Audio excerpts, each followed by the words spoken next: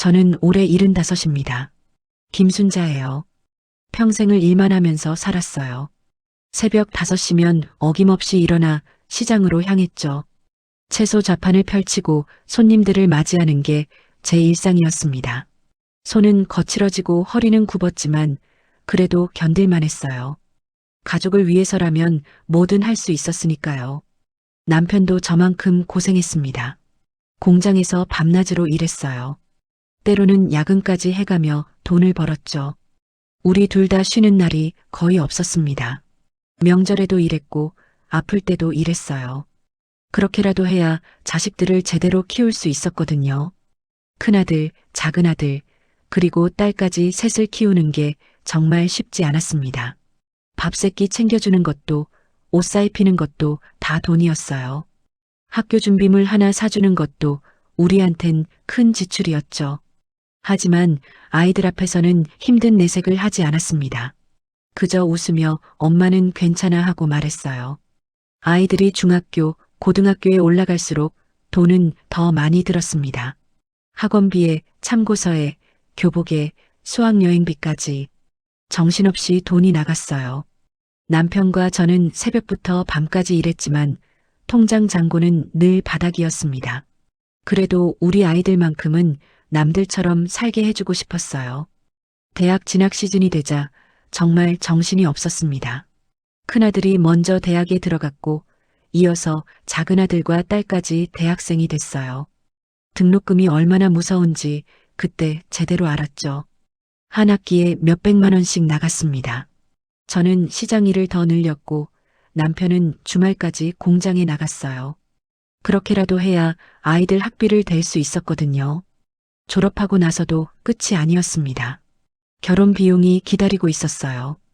큰아들이 결혼한다고 했을 때 저는 기쁘면서도 한편으론 걱정이 됐습니다.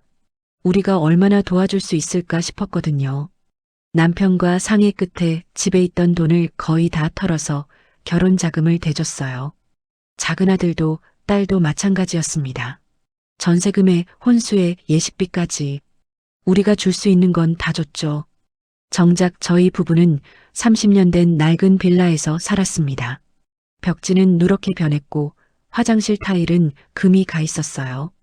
겨울엔 찬바람이 스며들었고 여름엔 습기가 차올랐죠. 이사를 가고 싶었지만 여유가 없었습니다. 아이들 뒷바라지하느라 정신없었거든요. 하지만 불평하지 않았습니다. 아이들이 잘 자라주는 게 제일 큰 보람이었어요. 큰아들은 회사에 다니며 가정을 꾸렸고 작은아들도 결혼해서 애들을 낳았죠. 딸도 시집을 잘 가서 행복하게 사는 것 같았습니다. 저는 그걸로 충분했어요. 내 인생이 헛되지 않았다는 생각이 들었죠. 아이들이 다 출가하고 나니 집이 텅 빈 것 같았습니다. 하지만 동시에 마음이 편해지기도 했어요. 이제 남편과 둘이서 조용히 살 수 있겠다는 생각이 들었죠. 평생을 아이들 뒷바라지하느라 정신없이 살았는데 이제야 우리 둘만의 시간을 가질 수 있게 됐습니다. 어느 날 저녁 남편이 제게 말했어요. 여보, 이제 우리 둘이 편하게 살아봅시다. 그동안 고생 많았어요. 남편의 목소리엔 미안함과 고마움이 섞여 있었습니다. 저도 남편 손을 꼭 잡으며 대답했죠. 당신도 고생 많았어요. 이제 좀 쉬면서 삽시다. 우리는 소박한 계획을 세웠습니다. 가까운 곳이라도 여행을 가보자고요. 남편은 설악산에 가보고 싶다고 했어요. 저는 바다가 보고 싶었죠. 돈이 많지 않았지만 그 정도는 할 수 있을 것 같았습니다. 오랜만에 마음이 설렜어요. 하지만 그 평화는 오래가지 못했습니다.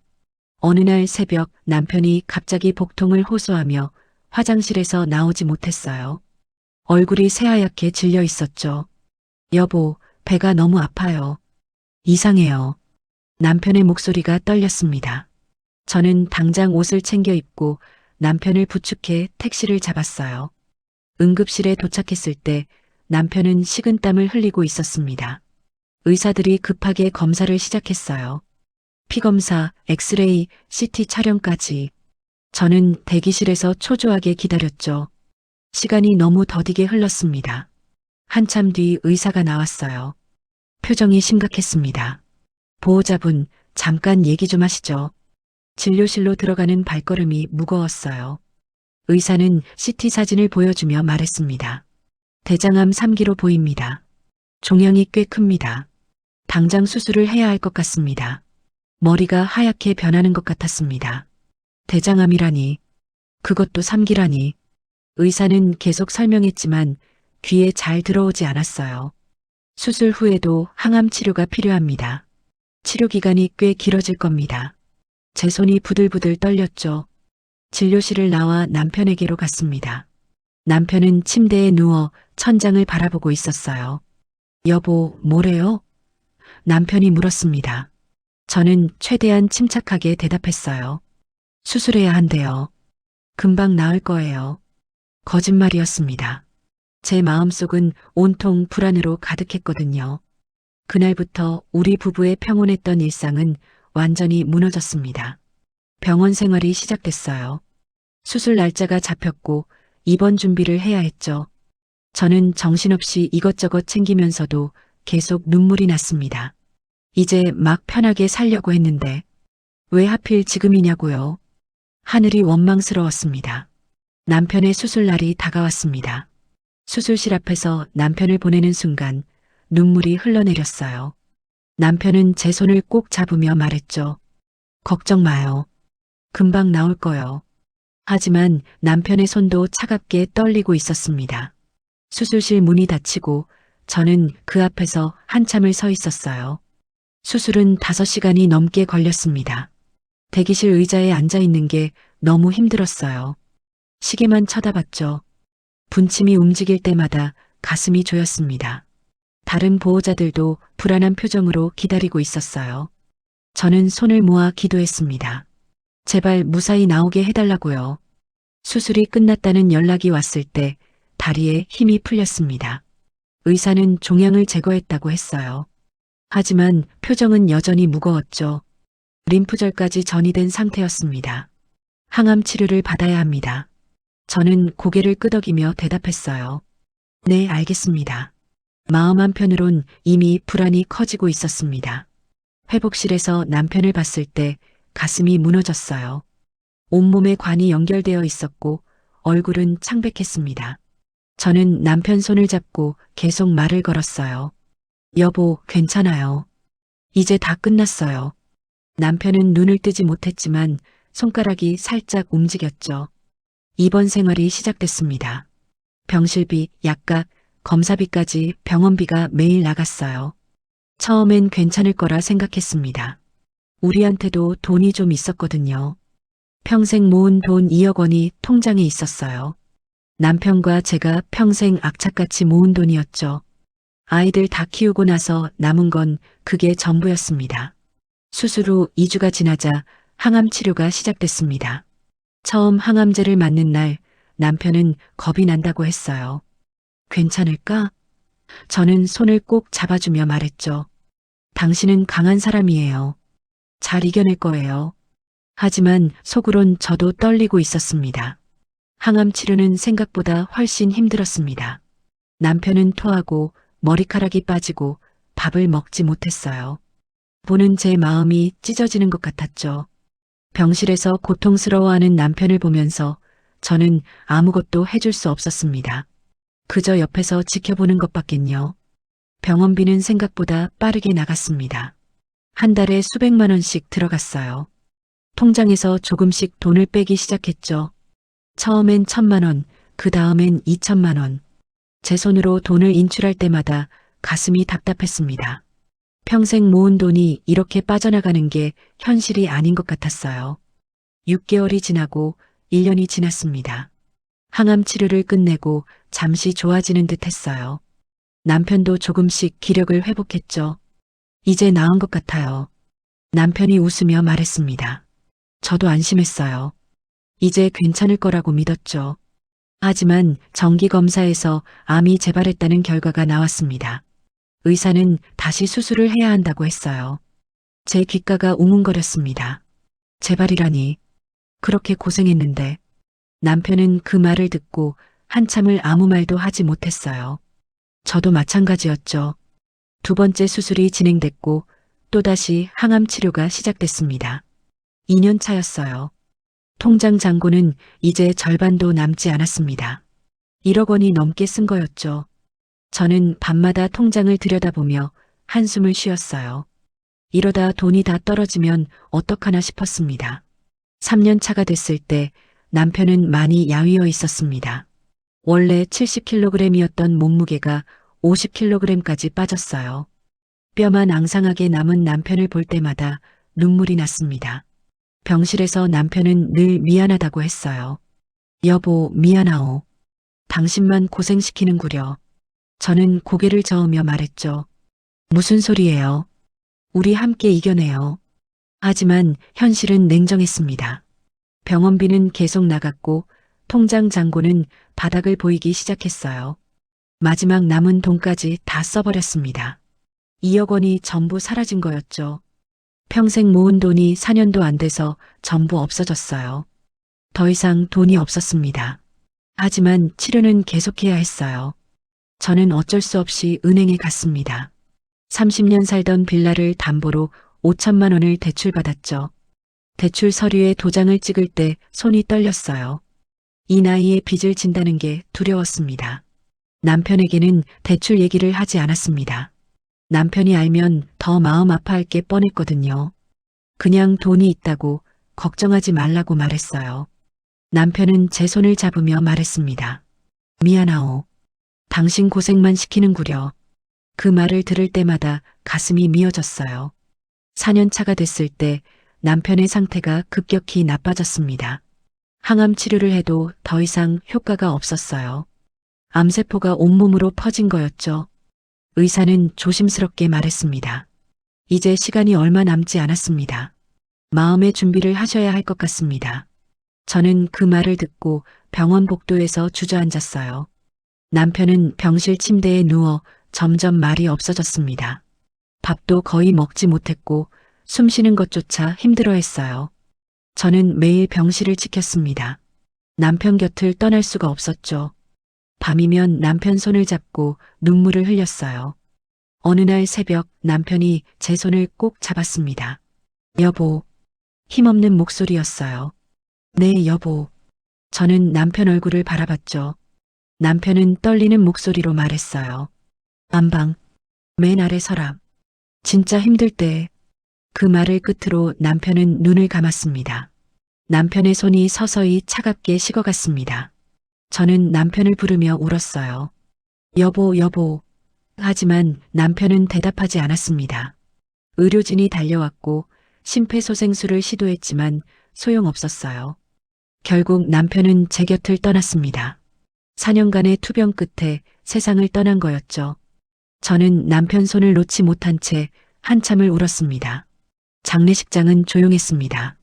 친척들도 몇 없었고 오는 사람도 많지 않았어요. 남편이 평생 성실하게 살았지만 특별히 사회생활을 한 것도 아니었거든요.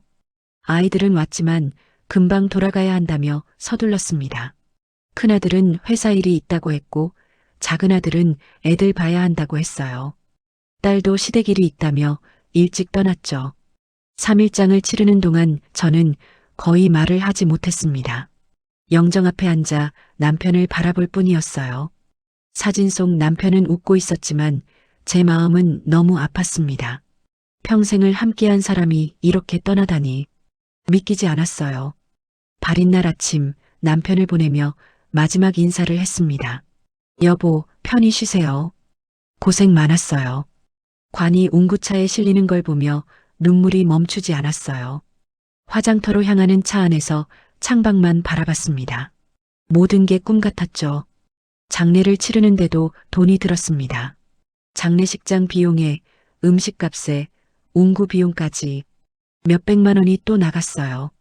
대출받은 돈에서 쓸 수밖에 없었습니다. 통장을 확인할 때마다 한숨이 나왔어요. 집으로 돌아왔을 때 빈집이 너무 넓게 느껴졌습니다. 남편의 흔적이 곳곳에 남아 있었어요. 신발장에 남편 신발, 옷장에 남편 옷. 저는 남편 옷을 꺼내 안아봤습니다. 남편 냄새가 아직 남아 있었어요. 그날 밤 저는 남편 옷을 안고 밤새 울었습니다. 며칠이 지나고 정신을 차리니 현실이 보였습니다. 남은 건 30년 된 낡은 빌라와 5천만 원의 빚뿐이었어요. 평생 모은 2억 원은 전부 병원비로 사라졌고 집까지 담보로 잡혔습니다. 저는 통장과 대출 서류를 펼쳐놓고 한참을 바라봤어요. 국민연금이 매달 90만 원 들어왔습니다. 남편 것까지 합쳐서요. 하지만 대출 이자가 매달 80만 원이었어요. 이자만 갚으면 생활비가 10만 원밖에 안 남는 거였죠. 관리비에 전기세에 수도세만 내도 부족했습니다. 계산기를 두드려 봤습니다. 매달 최소 80만 원이 더 필요했어요. 밥값에 병원비에 각종 공과금까지 아무리 줄여도 그 정도는 있어야 했습니다. 게다가 대출은 2년 안에 갚아야 했어요. 원금 상환을 시작하지 않으면 연체가 되는 거였죠. 밤마다 잠을 이룰 수 없었습니다. 천장만 바라보며 걱정했어요. 어떻게 살아야 하나. 이 나이에 일을 할 수도 없었습니다. 무릎도 안 좋고 허리도 아팠거든요. 시장에서 일하던 것도 이미 오래전에 그만뒀어요. 일주일 내내 제대로 먹지도 자지도 못했습니다. 거울을 보니 얼굴이 많이 수척해져 있었어요. 머리카락은 더 휘어진 것 같았고요. 저는 식탁에 앉아 멍하니 생각에 잠겼습니다. 살 방법을 찾아야 했어요. 그때 문득 아이들 생각이 났습니다. 큰아들은 회사에 다니고 있었어요. 작은아들도 직장이 있었고 딸도 시집가서 잘 산다고 들었습니다. 다들 제 나름대로 자리를 잡은 거였죠. 그래, 애들한테 부탁해볼까? 처음으로 그런 생각이 들었습니다. 하지만 쉽게 결정할 수 없었습니다. 평생을 자식들에게 아쉬운 소리 한 번 안 하고 살았거든요. 어렵고 힘들어도 저희 부부가 알아서 해결했어요. 아이들한테 손 벌리는 건 한 번도 없었죠. 그게 제 자존심이었습니다. 며칠을 고민했습니다. 손이 전화기로 갔다가 다시 내려놓기를 수십 번 반복했어요. 내가 이러면 안 되는데. 스스로에게 말했지만 다른 방법이 없었습니다. 통장 잔고는 계속 줄어들고 있었고 다음 달 이자 납부일이 다가오고 있었어요. 거실을 왔다 갔다 하며 생각했습니다. 2년 만이야. 셋이서 30만 원씩만 도와주면 돼. 계산을 다시 해봤어요. 큰아들 30만 원, 작은아들 30만 원, 딸 30만 원. 그러면 90만 원이었습니다. 그 정도면 이자도 갚고 생활비도 쓸 수 있었어요. 아이들이 못해줄 금액은 아니었습니다.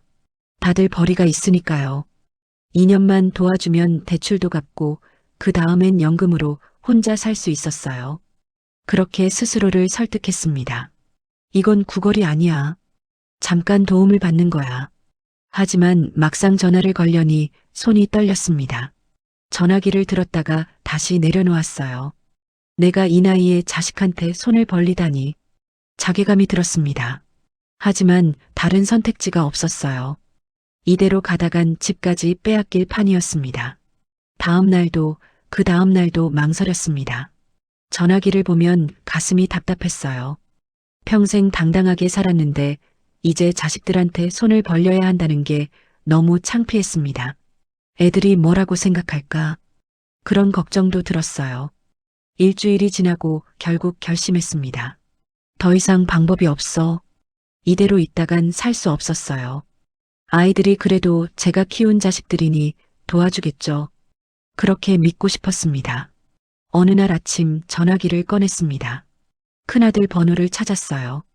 손가락이 떨렸지만 이번엔 꾹 참았습니다. 해야 돼. 이제 선택의 여지가 없어. 스스로에게 다짐했죠. 번호를 누르기 전에 심호흡을 했습니다. 가슴이 두근거렸어요. 평생 처음으로 자식에게 돈 얘기를 하는 거였습니다. 뭐라고 말하지? 어떻게 시작하지? 머릿속이 복잡했어요. 손이 계속 떨렸지만 버튼을 하나씩 눌렀습니다. 전화 연결음이 울렸어요. 심장이 터질 것 같았습니다. 한 번, 두 번, 세 번. 신호음이 계속 이어졌죠. 저는 전화기를 꽉 쥐고 기다렸습니다. 여보세요, 아들아. 목소리가 떨렸습니다. 제 입에서 나온 말인데도 낯설게 들렸어요. 전화기를 귀에 댄 손이 축축해질 정도로 땀이 났습니다. 엄마 무슨 일인데요? 제가 좀 바빠서. 큰아들의 목소리가 들렸어요. 차갑게 느껴졌습니다. 뭔가 급한 듯 했죠. 저는 침을 삼켰어요. 아들아, 엄마가 할 얘기가 있어서. 빨리 말씀하세요. 회의에 들어가야 해서요. 큰아들이 재촉했습니다. 저는 떨리는 목소리로 말을 이었어요. 아빠 장례 치르고 나니까 돈이 하나도 안 남았구나. 병원비로 다 쓰고 대출까지 받았어. 전화 너머로 한숨소리가 들렸습니다. 큰아들은 대답하지 않았어요. 저는 계속 말했죠. 그래서 말인데 2년만 도와줄 수 있을까? 너랑 동생들이랑 셋이서 30만 원씩만. 2년만 그러면 엄마가 대출 갚고 살 수 있을 것 같아. 침묵이 흘렀습니다. 길게 느껴지는 침묵이었어요. 저는 가슴이 두근거렸습니다. 아들아? 다시 불러봤죠. 엄마, 그게. 큰아들의 목소리가 난처하게 들렸어요. 회사가 요즘 어려워서 저축한 것도 다 깨먹었어요. 제 형편도 안 좋아요. 저는 그 말에 가슴이 철렁 내려앉았습니다. 그래도 30만 원이면. 제가 말하려는데 큰아들이 끊었어요. 미안해요, 엄마. 진짜 바빠서요. 뚝. 전화가 끊어졌습니다. 저는 전화기를 들고 한참을 그대로 서 있었어요. 손이 떨렸습니다. 안 된다고? 믿기지 않았어요. 제가 낳아서 키운 자식인데, 대학까지 보내고 결혼까지 시켜줬는데, 그 자식이 30만 원을 못 준다고요? 가슴이 답답했습니다. 하지만 포기할 수 없었어요. 작은아들에게 전화했습니다. 신호음이 울렸고 곧 작은아들이 받았어요. 엄마. 목소리가 밝았습니다. 저는 조금 안심했죠. 아들아, 엄마가 부탁이 하나 있어서. 다시 같은 설명을 했습니다.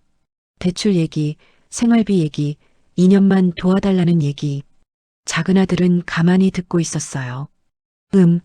작은아들이 잠시 생각하는 것 같았습니다. 엄마, 그게 말이에요. 애들 학원비가 요즘 너무 올랐어요. 큰애는 영어에 수학에, 둘째는 피아노까지. 한 달에 학원비만 100만 원이 넘어요. 저는 고개를 끄덕였습니다. 전화 너머라 보이진 않았지만요. 그래도 30만 원이면 다음 달부터 드릴게요. 작은아들이 말했어요. 이번 달은 진짜 여유가 없어서요. 다음 달에 보너스 나오면 그때 드릴게요. 저는 안도의 한숨을 쉬었습니다. 그래, 알았다. 고맙다, 아들아. 전화를 끊고 조금은 마음이 놓였습니다. 작은아들은 그래도 도와주겠다고 했으니까요. 이제 딸에게 전화할 차례였어요. 딸은 항상 착했습니다. 도와줄 거라 믿었죠. 엄마, 무슨 일이세요? 딸의 목소리가 들렸어요. 반가웠습니다. 딸아, 엄마가 좀 힘든 일이 있어서. 또다시 같은 설명을 했어요. 말하면서도 목이 메었습니다. 엄마. 딸의 목소리가 조용해졌어요. 저희도 진짜 힘들어요. 전세 대출금 갚느라 매달 빠듯해요. 시댁에서도 요즘 도와달래요. 시아버지가 아프셔서 병원비가 많이 들어간대요. 그래도 딸아, 30만 원만. 제가 애원하듯 말했습니다. 하지만 딸은 단호했어요. 엄마, 정말 미안한데 저희도 여유가 없어요. 남편이 화낼 거예요. 딸의 목소리에 미안함이 섞여 있었지만 거절은 확고했습니다. 전화를 끊고 저는 주저앉았습니다. 온몸에 힘이 빠졌어요. 세 자식 모두에게 전화했는데 돌아온 건 핑계뿐이었습니다. 큰아들은 회사가 어렵다고, 작은아들은 다음 달에 준다고, 딸은 자기도 힘들다고. 그날 밤 잠을 이룰 수 없었습니다. 침대에 누워 천장만 바라봤어요. 내가 뭘 잘못한 걸까? 평생을 자식들 위해 살았는데, 굶으면서도 아이들 밥은 챙겼고, 추워도 아이들 옷은 사줬어요. 대학까지 보내고 결혼까지 시켰죠. 그런데 지금 저는 한 달에 30만 원도 못 받는 처지였습니다. 가슴이 아팠어요. 눈물이 흘러내렸죠. 베갯잎이 축축하게 젖었습니다. 그래도 내 자식들인데 다음 달엔 줄 거야. 스스로를 위로했어요. 한 달이 지났습니다. 작은아들이 다음 달에 준다고 했으니까요. 저는 기다렸습니다. 하지만 작은아들에게서 연락은 오지 않았어요. 이자 납부일이 다가왔고 저는 다시 전화를 걸었습니다. 아들아, 엄마야. 작은 아들에게 전화했어요. 아, 엄마. 무슨 일이세요?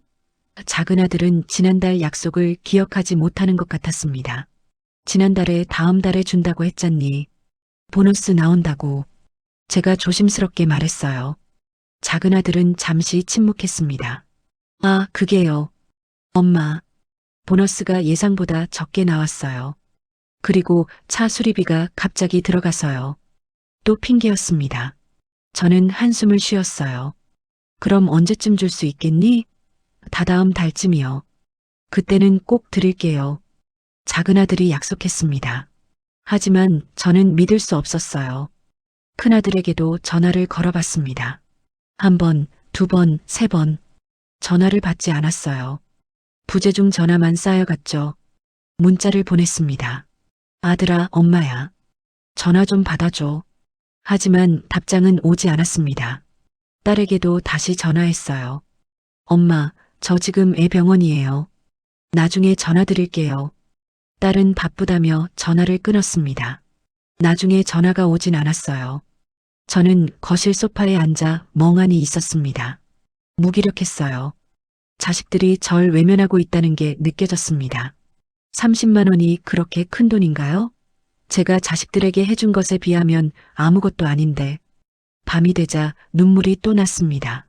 남편 영정 앞에 앉아 말했어요. 여보, 우리 자식들이 왜 이러는 걸까요? 제가 뭘 잘못한 걸까요? 남편은 사진 속에서 웃고 있었지만 대답은 없었습니다. 통장을 확인했습니다. 이자를 내고 나면 거의 남는 게 없었어요. 다음 달엔 어떻게 해야 하나? 막막했습니다. 자식들은 도와주지 않고 저는 일할 수도 없었어요. 그래도 다음엔 줄 거야. 스스로에게 말했습니다. 내 자식들인데 그렇게 매정할 리 없어. 하지만 속으론 불안했어요. 이미 2번이나 핑계를 들었거든요. 세 번째도 핑계를 댈까봐 두려웠습니다. 2개월이 지났습니다.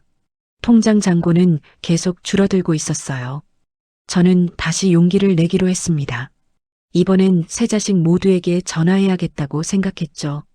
마지막 기회라는 마음으로 전화기를 들었어요. 먼저 큰아들에게 걸었습니다. 신호음이 울렸어요.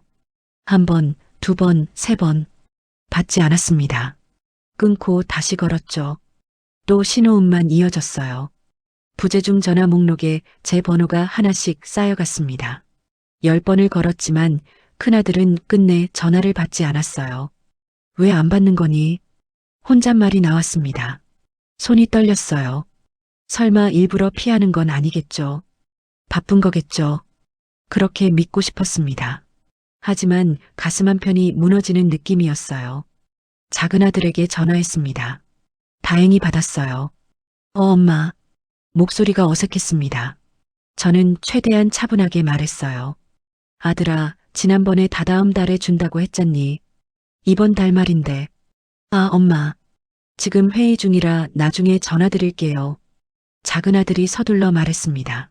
잠깐만, 아들아. 제가 말하려는 순간 전화가 끊어졌어요. 뚝. 저는 전화기를 내려다봤습니다. 회의 중이라고요? 정말 그럴까요? 하루가 지나고 이틀이 지났습니다. 작은 아들에게서 전화는 오지 않았어요. 저는 다시 전화를 걸었죠. 이번엔 받지 않았습니다. 문자를 보냈어요. 아들아, 엄마 좀 도와줘. 이자 낼 돈이 없구나. 답장은 없었습니다. 딸에게도 전화했습니다. 몇 번을 걸었지만 딸도 받지 않았어요. 결국 문자를 보냈죠. 딸아, 엄마야. 정말 급해. 연락 좀 해줘. 1시간쯤 지나서 딸에게 문자가 왔습니다. 엄마 미안해요. 진짜 여유 없어요. 그게 전부였습니다. 짧은 문자 한 줄. 저는 그 문자를 읽고 또 읽었어요. 믿기지 않았습니다. 제가 낳아서 키운 딸이 이렇게 차갑게 대할 수 있나요? 전화를 꺼내들고 다시 딸에게 전화했습니다. 받지 않았어요. 문자를 또 보냈죠. 딸아, 엄마가 평생 너한테 해준 게 뭐니? 30만 원도 못 주겠니? 하지만 답은 오지 않았습니다. 그날부터 며칠을 울었습니다. 밥도 목으로 넘어가지 않았어요. 입맛이 없었습니다. 밥을 떠먹다가도 눈물이 나서 숟가락을 내려놓았죠. 거울을 보니 얼굴이 많이 헬쑥해져 있었어요. 내가 뭘 잘못한 걸까? 거실을 걸으며 계속 생각했습니다. 저 아이들을 위해 평생을 살았는데 새벽부터 일어나 시장에 나갔고 밤늦게까지 일했어요. 아이들 밥 챙기고 빨래하고 학교 준비물 챙기고 아플 때도 쉬지 못했습니다. 대학 등록금 마련하려고 얼마나 고생했는지 몰라요. 남편이랑 둘이 밤새 일하기도 했죠. 결혼 자금 마련하려고 저희가 먹을 것도 줄였습니다. 그렇게 키운 자식들인데 지금 저를 외면하고 있었어요. 밤마다 남편 영정 앞에 앉았습니다. 남편 사진을 보며 말했어요. 여보, 우리 자식들이 왜 이러는 걸까요? 제가 뭘 잘못한 걸까요? 눈물이 주르륵 흘러내렸습니다. 당신이라도 살아있었으면 좋겠어요. 남편은 사진 속에서 웃고 있었지만 대답은 없었습니다. 저는 남편 영정 앞에서 한참을 울었어요. 당신은 떠나고 아이들은 절 버리고 저는 이제 어떻게 살아야 하나요? 대출이자 납부일이 코앞이었습니다. 통장을 확인했어요. 연금 90만 원이 들어왔지만 이자 80만 원을 내면 10만 원밖에 안 남았습니다. 관리비도 못 냈고 전기세도 밀렸어요. 이대로 가다간 연체될 게 뻔했습니다. 연체가 되면 어떻게 될까요? 이자가 더 붙을 거예요. 그러다 못 갚으면 집까지 뺏길 겁니다.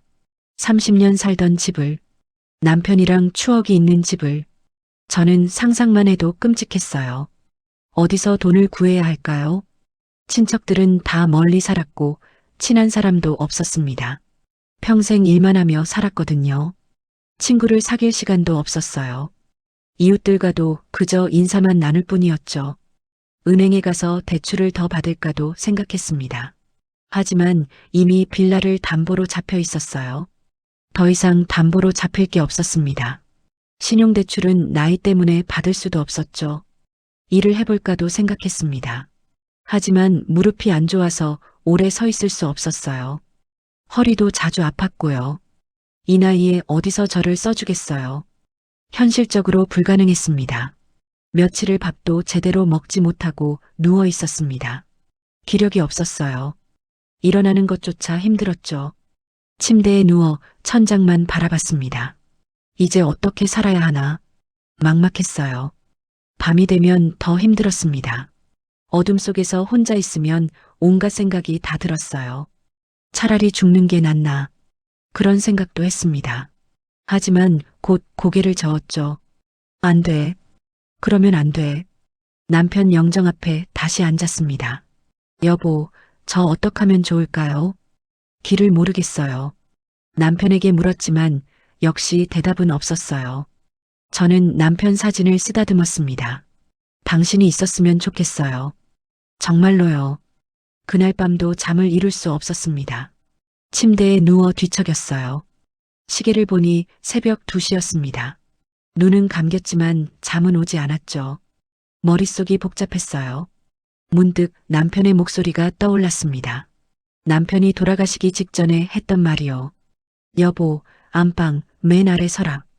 당시엔 정신이 없어서 제대로 듣지 못했었어요. 진짜 힘들 때 남편이 그렇게 말했던 것 같았습니다. 저는 벌떡 일어났습니다. 가슴이 두근거렸어요. 서랍? 안방 서랍을 생각해 봤습니다. 맨 아래 서랍이요. 거기 뭐가 있을까요?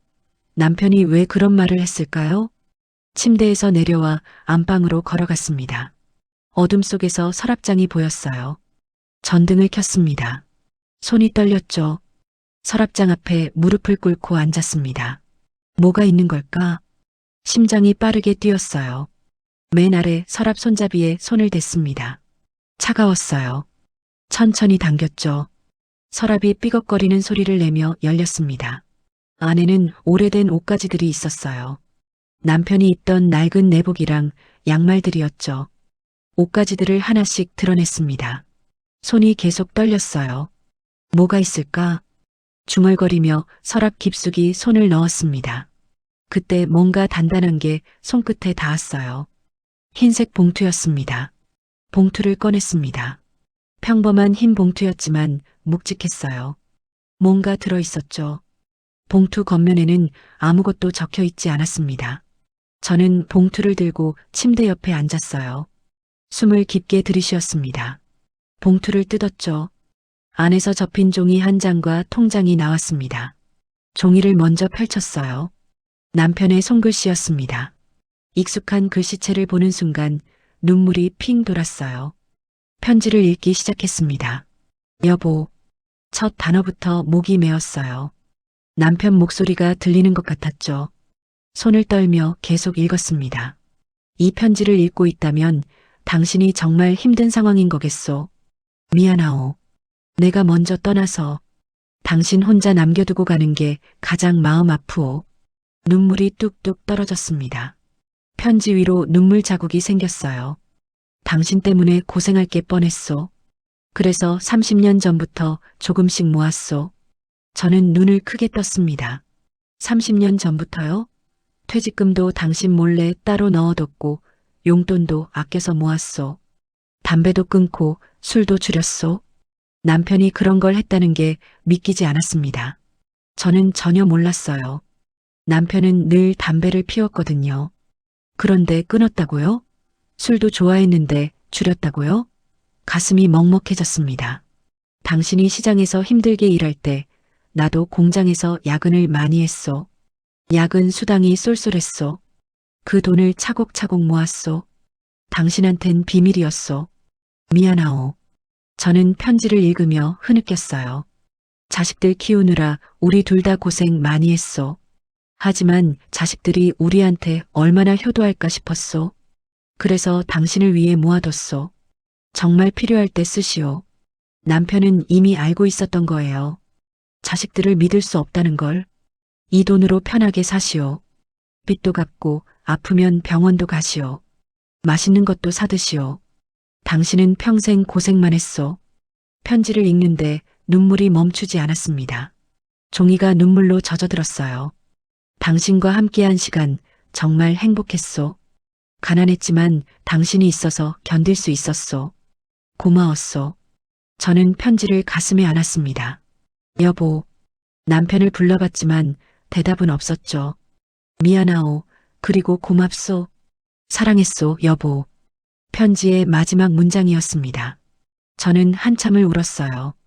어깨가 들썩거렸고 목이 메었습니다. 당신도 고마웠어요, 여보. 눈물을 닦고 통장을 집어들었습니다. 오래된 통장이었어요.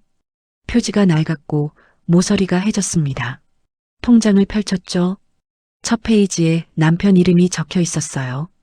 거래 내역을 봤습니다. 30년 전 날짜부터 시작됐어요. 처음엔 10만 원, 20만 원씩 입금되어 있었습니다. 그 다음 페이지에는 50만 원, 100만 원. 조금씩 꾸준히 돈이 쌓여 있었어요. 통장을 넘기며 확인했습니다. 페이지마다 입금 내역이 빼곡했어요. 남편이 30년간 한 푼, 두 푼 모은 돈이었습니다. 저는 손가락으로 숫자들을 쓰다듬었죠. 마지막 페이지를 펼쳤습니다. 잔액란을 봤어요. 숫자가 적혀 있었습니다. 3억 원. 저는 눈을 의심했어요. 3억? 다시 봤습니다. 틀림없었어요. 3억 원이 맞았습니다. 통장을 떨어뜨릴 뻔했습니다. 손에 힘이 풀렸거든요. 3억이라고? 믿기지 않았어요. 남편이 30년간 이렇게 큰 돈을 모았다니. 저는 전혀 몰랐습니다. 남편 영정을 바라봤습니다. 사진 속 남편이 웃고 있었어요. 여보, 당신이 이런 걸 준비했었구나. 눈물이 또 흘러내렸습니다. 왜 말 안 했어요? 왜 혼자 이렇게 고생했어요? 남편은 평생 저를 위해 살았던 거예요. 담배도 끊고 술도 줄이고 야근도 하면서 돈을 모았습니다. 저한테는 한마디도 안 하고요. 제가 걱정할까봐 숨긴 거였죠. 당신은 정말. 저는 말을 잇지 못했습니다. 가슴이 벅차올랐어요. 고마움과 미안함이 동시에 밀려왔습니다. 제가 뭘 그렇게 잘했다고 이렇게까지 해줬어요. 통장을 다시 들여다봤습니다. 3억 원. 이 돈이면 빚도 갚고 남았어요. 5천만 원 갚고도 2억 5천만 원이 남았습니다. 그 돈과 연금이면 충분히 살 수 있었죠. 편지를 다시 읽었습니다. 정말 필요할 때 쓰시오. 지금이 바로 그때였어요. 자식들은 절 외면했고 저는 막막한 상황이었습니다. 남편이 준비해 둔 게 아니었다면 저는 어떻게 됐을까요? 여보, 당신이. 저는 남편 사진을 꼭 안았습니다. 당신이 절 지켜준 거예요. 끝까지 절 보살펴 준 거죠. 눈물이 그치지 않았어요. 남편 사진이 눈물로 흐려졌습니다. 한참을 울고 나서 진정했습니다. 편지와 통장을 가슴에 안았어요. 고마워요, 여보. 정말 고마워요. 남편에게 속삭였습니다. 당신 덕분에 살 수 있을 것 같아요. 결국 저를 지켜주는 건 자식들이 아니었습니다. 남편이었어요. 평생을 함께한 남편만이 절 진심으로 걱정했고 준비해뒀습니다. 자식들은 30만 원도 안 주려고 했지만 남편은 3억을 남겨뒀어요. 저는 새벽까지 남편 영정 앞에 앉아 있었습니다. 편지를 몇 번이고 읽었어요. 남편의 손글씨를 보며 남편을 떠올렸죠. 당신이 얼마나 고생했을까요? 제 걱정에 통장도 계속 들여다봤습니다. 30년간의 입금 내역을 하나하나 봤어요. 10만 원, 20만 원, 50만 원. 작은 금액들이 모여서 3억이 된 거였습니다. 남편의 정성과 사랑이 느껴졌어요. 당신만이 날 진짜 사랑했구나. 저는 깨달았습니다. 자식들은 자기 삶이 바빴고 저는 우선순위가 아니었어요. 하지만 남편은 달랐습니다. 제가 남편의 우선순위였던 거죠. 창밖이 밝아오고 있었습니다. 새벽이 지나가고 있었어요. 저는 편지와 통장을 소중히 서랍에 넣었습니다. 여보, 이 돈 잘 쓸게요. 당신 뜻대로 살게요. 남편에게 약속했어요. 당신만 믿고 살게요. 자식들한텐 더 이상 기대 안 할게요. 마음속으로 다짐했습니다. 이제 저는 알았어요. 누가 진짜 가족인지를, 누가 절 진심으로 사랑하는지를요. 다음 날 아침 일찍 일어났습니다. 오랜만에 제대로 잠을 잔 것 같았어요. 마음이 조금 가벼웠습니다. 통장을 가방에 넣고 은행으로 향했죠. 오전 9시에 문을 열자마자 들어갔어요. 창구 직원에게 말했습니다. 대출금 전액 상환하러 왔어요. 직원이 통장을 받아 확인했어요. 5천만 원 맞으시죠? 네, 맞아요. 저는 고개를 끄덕였습니다.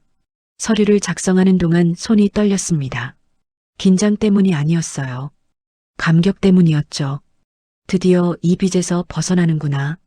30년 살던 집이 다시 온전히 제 것이 되는구나. 그런 생각에 눈가가 촉촉해졌어요. 여기 서명해 주세요. 직원이 서류를 내밀었습니다. 저는 또박또박 이름을 썼어요. 김순자. 제 이름을 쓰는데 뭉클했습니다. 처리 완료됐습니다. 담보도 해제됐어요. 직원이 웃으며 말했죠. 감사합니다. 저는 고개를 숙였습니다. 은행을 나오며 깊게 숨을 들이쉬었어요. 공기가 달랐습니다. 가슴이 뻥 뚫린 것 같았죠. 이제 빚이 없구나. 혼잣말이 나왔어요. 집으로 돌아오는 길이 가벼웠습니다. 발걸음도 가벼웠어요. 오랜만에 마음 편히 걸었습니다. 길가에 핀 꽃들이 보였어요. 예뻤습니다. 며칠간 아무것도 눈에 들어오지 않았었는데요. 집에 도착해서 남편 영정 앞에 앉았습니다. 여보, 다 갚았어요. 빚 다 없어졌어요. 남편에게 보고했죠. 당신 덕분이에요. 정말 고마워요. 눈물이 또 났지만 이번엔 슬픈 눈물이 아니었습니다. 통장을 다시 확인했습니다. 2억 5천만 원이 남아 있었어요. 국민연금 90만 원과 합치면 충분히 살 수 있었습니다. 이제 이자 걱정도 없었고요. 관리비 내고 병원비 내고 밥값 쓰고도 남았어요. 계산기를 두드려 봤습니다. 한 달에 150만 원씩 쓴다고 해도 15년은 살 수 있었어요. 저는 지금 75이니까 90까지는 걱정 없었습니다. 충분해. 저는 중얼거렸죠. 그날 오후 핸드폰이 울렸습니다. 작은 아들이었어요. 전화를 보며 망설였습니다. 받을까 말까? 손가락이 화면 위에서 머뭇거렸죠. 결국 받지 않았습니다. 전화는 계속 울리다 끊어졌어요. 문자가 왔습니다. 엄마, 전화 좀 받아요. 저는 문자를 읽고 지워버렸어요. 답장하지 않았습니다. 더 이상 자식들에게 연락할 생각이 없었거든요. 다음날 큰아들에게서도 전화가 왔습니다. 역시 받지 않았어요. 딸에게서도 문자가 왔죠. 엄마, 왜 연락 안 받으세요? 저는 문자함을 열어보지도 않았습니다. 삭제했어요. 내가 필요할 땐 못 본 척 하더니 저는 쓴웃음을 지었습니다. 이제 와서 뭐하러 연락해? 자식들이 왜 갑자기 연락하는지 알 것 같았어요. 혹시 제가 무슨 일 생겼나 걱정됐겠죠. 아니면 양심에 찔렸거나요. 하지만 이미 늦었습니다. 제가 정말 힘들 때 외면했잖아요. 30만 원도 아까웠던 자식들이에요. 이제 와서 효도하겠다고 해도 받고 싶지 않았습니다. 남편 영정 앞에 다시 앉았습니다. 여보, 결국 당신만이 날 지켜주는 사람이었네요. 남편 사진을 쓰다듬었어요. 자식들은 아니었어요. 당신이었죠.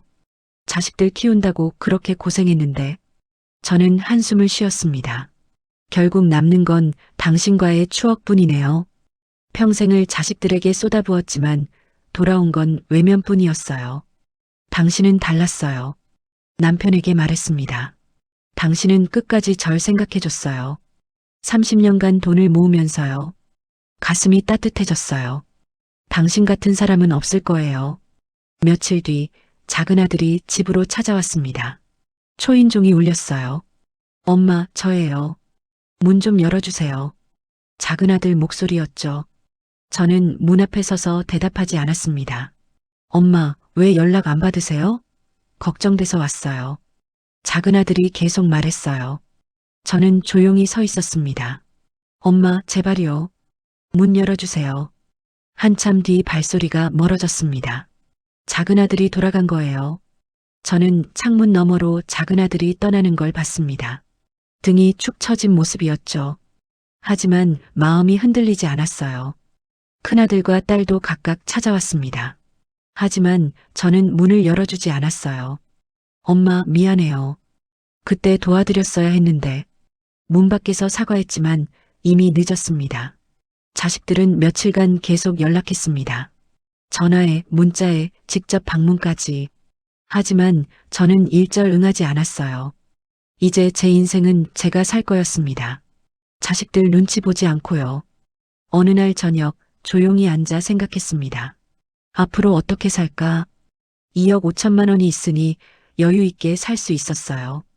가끔 맛있는 것도 먹고 아프면 병원도 가고 여행도 갈 수 있었죠. 남편과 가보려 했던 설악산에 가볼까 생각했습니다. 바닷가도 좋았어요. 남편이 못 이룬 꿈을 대신 이루는 거였죠. 여보, 제가 다녀올게요. 당신 못 가본 곳들. 남편에게 속삭였어요. 책도 읽고 싶었습니다. 평생 일만 하느라 책 한 권 제대로 못 읽었거든요. 이제 시간이 있었어요. 도서관에 가서 천천히 책을 읽을 수 있었죠. 취미도 만들어 볼까 했습니다. 남은 인생을 저를 위해 쓰기로 했습니다. 평생 남을 위해 살았어요. 자식들 위해, 남편 위해. 이제는 제 차례였죠. 조용히, 편안하게 하고 싶은 거 하면서 살 거였습니다. 자식들이 나중에 또 연락해도 받지 않을 생각이었습니다. 용서할 마음이 없었어요. 제가 힘들 때 외면한 사람들이었죠. 이제 와서 효도하겠다고 해봤자 믿을 수 없었습니다. 남편 영정 앞에 마지막으로 앉았습니다. 당신만 믿고 살게요. 고마워요, 여보. 남편에게 감사 인사를 했어요. 당신이 준비해준 돈으로 잘 살게요. 아프지 않고 편하게요. 당신 보고 싶을 때마다 여기 와서 얘기할게요. 남편 사진을 쓰다듬었습니다. 평생 고마웠어요. 사랑했어요. 눈물이 흘렀지만 웃고 있었어요. 창밖을 봤습니다. 해가 지고 있었어요. 노을이 예뻤습니다. 새로운 시작이야. 저는 스스로에게 말했죠. 이제 내 인생을 살아. 마음이 편안했습니다. 통장을 서랍에 넣으며 생각했습니다. 남편이 30년간 모은 사랑이 여기 담겨 있구나. 돈이 아니라 사랑이었어요. 저를 향한 남편의 마음이었죠. 그 마음을 헛되이 하지 않을 거였습니다. 잘 살게요, 여보. 당신 뜻대로요. 남편에게 약속했습니다. 그리고 새로운 하루를 준비했어요. 내일부터는 제 인생이었습니다. 75세, 늦지 않았어요. 이제 시작이었죠.